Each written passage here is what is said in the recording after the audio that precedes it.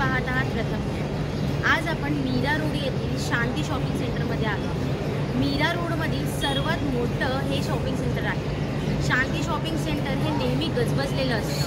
काल रात्रीपासून इथे शांतता पसरली आहे। काल रात्री सुमारे 10च्या दरम्यान इथे गोळीबार करण्यात आला। हा गोळीबार 2 व्यक्तींच्या आपसी भांडणामुळे करण्यात आला। या गोळीबारामध्ये एका 35 वर्षीय तेबराज अन्सारी नामक व्यक्तीचा मृत्यू झाला आहे। तसेच या व्यक्तीवर जो हल्ला करण्यात आला होता तो आरोपी युसुफ नामक आरोपी आहे, तो आता फरार आहे। तसेच या गोळीबारात जो 35 वर्षीय व्यक्तीचा मृत्यू झाला त्याला सलग 4-5 दिवसापासून धमकीचे फोन व मेसेजेस येत होते। या आपसी भांडणामुळे हा मृत्यू करण्यात आला। तसेच जिथे हा गोळीबार करण्यात आला होता तिथे खूप मोठ्या प्रमाणात कोचिंग क्लासेस तसेच वेगवेगळे व्यावसायिक व्यापार इथे बसवलेले आहेत। काल रात्रीच्या गोळीबारामुळे या पूर्ण शॉपिंग सेंटरमध्ये शांतता पसरली आहे। मुलं जी कोचिंग क्लासेसमध्ये येतात त्यांच्यामध्ये एक भीती निर्माण झाली आहे।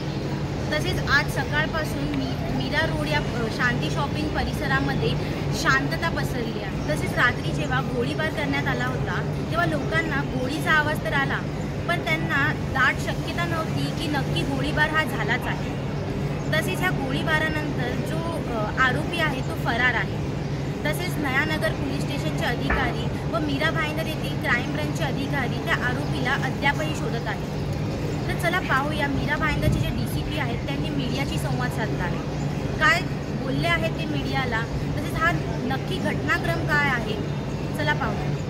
सर, मीरा रोडमध्ये गोळीबाराची घटना घडलेली आहे, काय प्रकार आहे, काय सांगा? मीरा रोड रेल्वे स्टेशनच्या बाहेर शांती शॉपिंग सेंटर या ठिकाणी यातील मयत बसलेला असताना एक अज्ञात आरोपीने येऊन मयतावर गोळी मारलेली आहे आणि त्याचा मृत्यू झालेला आहे। यामध्ये मनुष्यवधाचा गुन्हा दाखल करण्यात येत आहे आणि पुढील तपास सुरू आहे।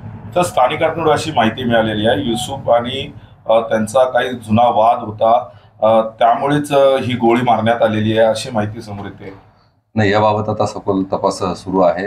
नक्की कुणी मर्डर केलेला आहे आणि कुठल्या कारणासाठी केलेला आहे। किती गोळ्या झाडण्यात आल्या, नेमकी गोळी कुठे लागली, काय सांगा? प्रथमदर्शनी एक गोळी मारल्याचे दिसतंय, डोक्याला लागलेली आहे।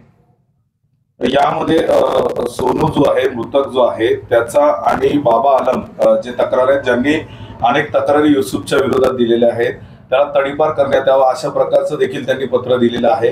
नयानगरमध्ये अनेक गुन्हे त्याच्यावरती दाखल आहेत। स्थानिकांकडून मिळालेल्या माहितीनुसार या ठिकाणी खंडणी हप्ते गोळा करण्याचं काम देखील युसुफ करत अशी प्राथमिक माहिती आहे। तर पोलिसांनी काय ऍक्शन त्याच्यावरती घेतली होती याबाबत? यापूर्वी त्याच्याविरुद्ध तक्रारी होता, ही माहिती बरोबर आहे आणि त्याच्या विरुद्ध हद्दपारीचा प्रस्ताव सुद्धा आलेला आहे।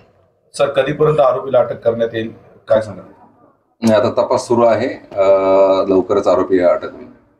सर, कल रात को जो आपकी दुकान के सामने जो फायरिंग हुई, क्या कहना चाहोगे, किस प्रकार का माहौल है अभी शांति शॉपिंग सेंटर में? अभी देखो यहाँ तो हम लोग डरे हुए हैं, क्योंकि ऐसा लग रहा है कि अगर हम लोग रात को अकेले बैठेंगे तो इधर क्या हो जाए क्या ना हो जाए पता नहीं चलेगा ना।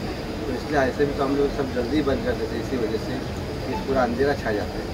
तो अभी तो और डर लगने लगा है। जो अभी हमारे के आसपास पूरे शॉपिंग सेंटर में कैसा कोचिंग क्लासेस और जो बाहर से सब काम करने आते हैं ना, तो उन लोग भी डर के रह रहे हैं, क्योंकि उनको भी लग रहा है कि भाई यहाँ पर सेफ है कि नहीं। जो कल रात यहाँ पर फायरिंग हुई, क्या कहना चाहोगे, किस प्रकार का माहौल है यहाँ पर? यहाँ पे सब है, क्लासेस भी है बस, और यहाँ पे रिंग जो हम यहाँ पे सेफ भी फील नहीं करते वैसा, तो क्लासेस सब माता बहना सब यहाँ पे आते हैं। यहाँ पे जो हत्याकांड हुई है तो ऐसे हमें भी सेफ फील नहीं होता बाहर आने के लिए और रोड पे जाने के लिए वैसा। तसेच माझ्या मागे तुम्ही पाहू शकता, हा जो रस्ता आहे, काल हा आरोपी याच रस्त्यावरून फायरिंग करून फरार झालेला आहे।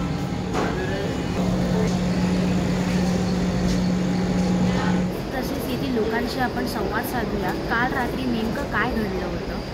अशाच नवनवीन खबरा पाहण्यासाठी पाहत रहा प्रथम न्याय। मी प्रियंका बनिया, कॅमेरामॅन गौरी पवारसोबत।